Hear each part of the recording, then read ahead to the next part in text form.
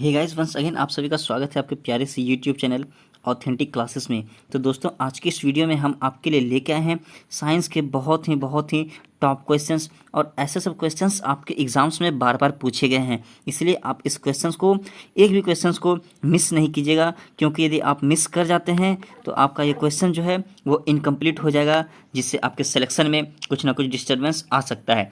तो चलिए, बिना टाइम को वेस्ट करते हुए आज के इस सुपर एनर्जेटिक क्लास को स्टार्ट करते हैं। उससे पहले हम आपको बता देना चाहेंगे कि आज जो है मिक्सिंग टाइप का क्वेश्चन है। जी हाँ, आज मिसलेनियस वाला साइंस का हम लोग क्वेश्चंस करने जा रहे हैं। तो चलिए, बिना टाइम के वेस्ट करते हुए आज के क्लास को स्टार्ट करते हैं। तो आप लोगों के सामने पहला क्वेश्चन पूछा जा रहा है, सबसे हल्की धातु है तो कौन है? तो लिथियम है। सबसे हल्की धातु कौन सी है? लिथियम है। प्रकृति में सबसे हल्की धातु कौन है? लिथियम है। अगला क्वेश्चन आपसे पूछा जा रहा है, अगला क्वेश्चन पूछा जा रहा है कि सबसे भारी धातु कौन है? तो इसका आंसर हो जाएगा ओस्मियम। इसका आंसर क्या हो जाएगा? ओस्मियम। अगला क्वेश्चन आपसे पूछा जा रहा है, अगला क्वेश्चन कि सबसे कठोर धातु कौन है? तो प्लेटिनम है। सबसे कठोर धातु प्लेटिनम। अगला पूछ रहा है सबसे कठोर पदार्थ है हीरा। देखो, यहाँ पर सबसे पूछा था सबसे कठोर धातु, तो इसका हो गया प्लेटिनम, लेकिन यहाँ पदार्थ पूछ रहा है तो हीरा। आप लोग पढ़े होंगे, क्या पढ़े होंगे? एक सेकंड में आपको हम बताते हैं कि प्रकृति में सबसे कठोर पदार्थ कौन है? हीरा है। प्रकृति में सबसे कठोर पदार्थ हीरा है। लेकिन धातु पूछे तो धातु में आपको बता देना है क्या है, क्या है सबसे कठोर धातु, इसका नाम बताना है, प्लेटिनम का। समझ में आ गया। लेकिन कठोर पदार्थ बोले तो पदार्थ के अंतर्गत धातु प्लस अधातु और क्या, उपधातु, तीनों शामिल हो जाते हैं। किसमें? पदार्थ के अंतर्गत। धातु, अधातु और उपधातु, तो ये तीनों हो जाता है शामिल किसके अंतर्गत? पदार्थ के अंतर्गत। यदि पदार्थ पूछे तो सबसे कठोर पदार्थ क्या हो जाएगा? हीरा हो जाएगा।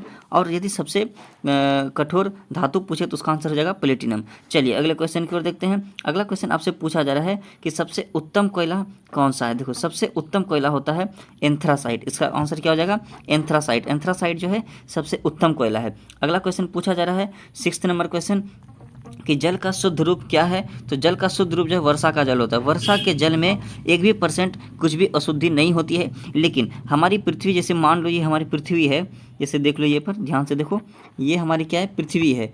यहाँ पर ये हमारी पृथ्वी है, और पृथ्वी के चारों ओर क्या है? वायुमंडल है। चारों ओर क्या है? वायुमंडल है। अब वायुमंडल में जैसे वर्षा का जल प्रवेश करता है, जैसे ये देखो, ये वायुमंडल है, और यहाँ से जो सूर्य की किरणें निकलती है, सॉरी, यहाँ जो वर्षा की बूंदें आती है, वर्षा की बूंदें, चूँकि ये बूंदें आते हुए जो है इस वायुमंडल के संपर्क में आ जाती है। वायुमंडल में संपर्क में आने के बाद क्या होता है? वायुमंडल में अलग तरह का गैस है, सल्फर डाइऑक्साइड, कार्बन डाइऑक्साइड, और भी अलग अलग तरह के गैस होते हैं, जिससे रिएक्शन करके ये सब जो है अम्ल का निर्माण कर लेता है, जिसके कारण यहाँ पर पृथ्वी पर क्या हो जाती है? अम्ल वर्षा होती है। लेकिन याद रखना कि जल का शुद्ध रूप क्या है? वर्षा का जल कब?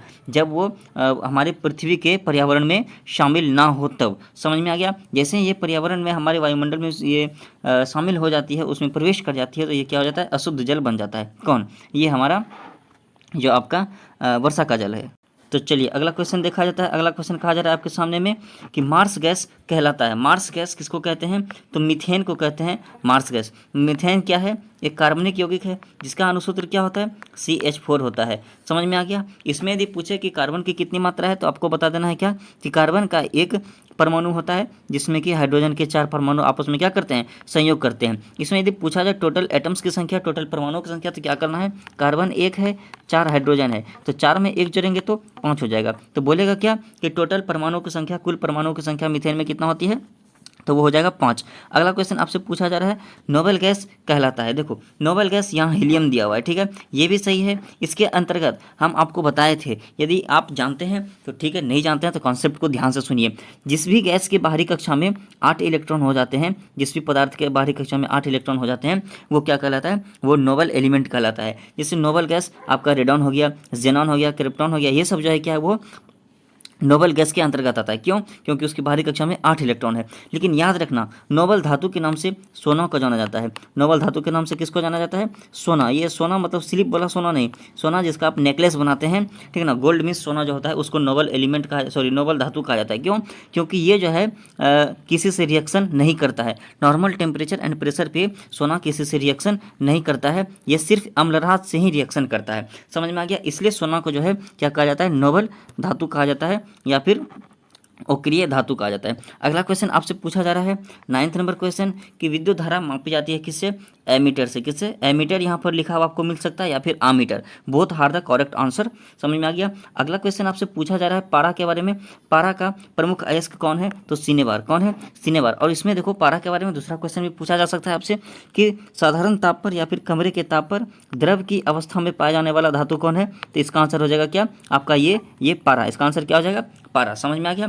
पारा का अयस्क कौन है? सिनेबार। अगला क्वेश्चन देखते हैं टेलीविज़न का आविष्कार, एक सेकेंड, टेलीविज़न का आविष्कार किसने किया था? तो इसका आंसर हो जाएगा J.L. बेयर्ड, बोले तो जॉन लॉगी बेयर्ड। इसका आंसर क्या हो जाएगा? यहाँ पर देखिए 11th का आंसर ये यहाँ पर ये रहा।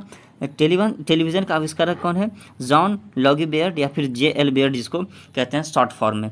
अगला क्वेश्चन आपसे पूछा जा रहा है 12th नंबर क्वेश्चन आपसे पूछा जा रहा है रडार का आविष्कार किसने किया था? देखो रडार का आविष्कार किसने किया था? टेलर एवं यंग ने। किसने?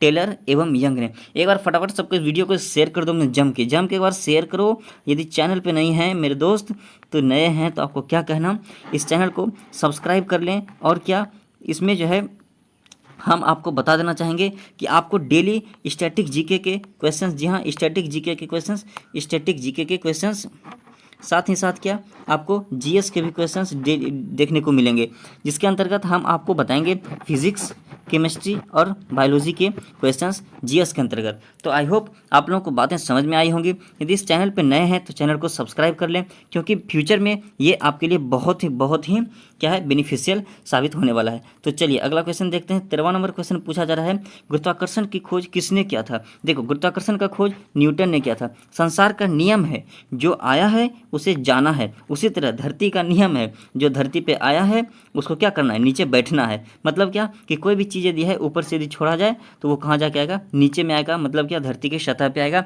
ये किसके कारण होगा? ये गुरुत्वाकर्षण बल के कारण होगा। किसके कारण? गुरुत्वाकर्षण बल के कारण। और इस गुरुत्वाकर्षण बल का सबसे पहले प्रतिपादन किसने किया था?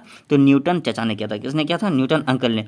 अगला क्वेश्चन आपसे पूछा जा रहा है सिरका व अचार में कौन सा अम्ल पाया जाता है? 14th नंबर क्वेश्चन आपसे पूछा जा रहा है सिरका व अचार में कौन सा अम्ल होता है? तो इसका आंसर हो जाएगा क्या हो जाएगा? एसिटिक अम्ल। क्या हो जाएगा इसका आंसर? एसिटिक अम्ल। इसको एसिटिक एसिड भी कहते हैं। समझ में आ गया। अगला क्वेश्चन पूछा जा रहा है 15वां नंबर क्वेश्चन आपसे पूछा जा रहा है। क्या कह रहा है 15वां नंबर क्वेश्चन? नींबू एवं नारंगी में कौन सा अम्ल होता है? तो इसका आंसर हो जाएगा नींबू नारंगी में जो है क्या है? सिट्रिक अम्ल पाया जाता है। कौन सा अम्ल पाया जाता है? सिट्रिक या फिर साइट्रिक भी लिखा रह सकता है या फिर सिट्रिक भी लिखा सकता है। ये दोनों जो है करेक्ट आंसर है। कभी भी जिंदगी में कंफ्यूज मत होना। अगला क्वेश्चन आपसे पूछा जा रहा है दूध खट्टा होता है क्यों होता है? उसमें जो है लैक्टिक अम्ल पाया जाता है। क्या पाया जाता है? लैक्टिक अम्ल पाया जाता है। कभी कभी नहीं देखते हो कहता है क्या कि दूध फट गया या फिर दूध खराब हो गया, उसका टेस्ट लेस हो गया या फिर दही खट्टा लगता है। क्यों लगता है? उस लैक्टिक एसिड के कारण। लैक्टिक एसिड किसके कारण होता है? तो लैक्टोबैसिलस नामक एक सूक्ष्मजीव जिसको आप माइक्रोऑर्गेनिज्म कहते हैं उसके कारण होता है। किसके कारण? सूक्ष्मजीव के कारण। समझ में आ गया। अगला क्वेश्चन आपसे पूछा जा रहा है 17वां नंबर क्वेश्चन मतदाताओं के हाथ में लगाए जाने वाली स्याही होती है। क्या होती है बताओ जरा सा। देखो इसका आंसर एक बार देख लो आप भी। यहाँ पर देखिए क्या होता है? Silver nitrate. क्या होता है? Silver nitrate. क्या होता है? मतदाताओं के हाथ में लगाए जाने वाली स्याही क्या होती है? Silver nitrate. 18वां नंबर क्वेश्चन आपसे पूछा जा रहा है पृथ्वी अपने अक्ष पर घूमती है किधर से किधर? पश्चिम से पूर्व की ओर। किधर से किधर? पश्चिम से पूर्व की ओर। अगला क्वेश्चन आपसे पूछा जा रहा है प्याज व लहसुन में गंध होता है उसमें उपस्थित पोटेशियम के कारण। किसके कारण? उसमें जो है पोटेशियम पाया जाता है। पोटेशियम के पाए जाने के कारण ही जो है लहसुन एवं प्याज में एक विशेष प्रकार की क्या होती है? गंध होती है। समझ में आ रहा है? यदि समझ में आ रहा है तो वीडियो को एक बार लाइक कर लो फटाक से। यदि चैनल पर नए हैं तो सब्सक्राइब कर लें। ये अगला 20 नंबर क्वेश्चन आपसे पूछा जा रहा है किरणों की खोज किसने की थी? देखो एक्स किरण जो है इसका खोज किसने किया था? रोंटजन ने किया था। किसने किया था? रोंटजन ने किया था। किसका खोज? इस एक्स किरण की खोज। तो खैर आज रहने देते हैं, यहीं पर मिलते हैं एक अलग क्लास में एक कुछ अलग अलग डिफरेंट क्वेश्चंस के साथ, एक एनर्जी के साथ, एक उत्साह के साथ। तब तक हंसते रहिए और मुस्कुराते रहिए मेरे दोस्त। कभी भी ज़िंदगी में हताश नहीं होना, निराश नहीं होना, क्योंकि हम उस देश के नागरिक हैं, हम उस राज्य के नागरिक हैं, हम उस मिट्टी के नागरिक हैं जहाँ पर कि जो है पर्वत ने ललकारा था तो दशरथ मान जी ने जब तक तोड़ेंगे नहीं तब तक छोड़ेंगे नहीं। उस पर्वत को खान कर, उस पर्वत को तोड़कर जो उसके अभिमान को चकनाचूर किया था। ये तो सिलेक्शन ही है मेरे दोस्त। तो इसलिए इस उत्साह को बरकरार रखना, अपनी जोश और एनर्जी को बरकरार रखना। मिलते हैं अगली वीडियो में। आज के लिए इतना ही। तब तक हंसते रहिए और मुस्कुराते रहिए, क्योंकि आपकी मुस्कान हमारी जान होती है।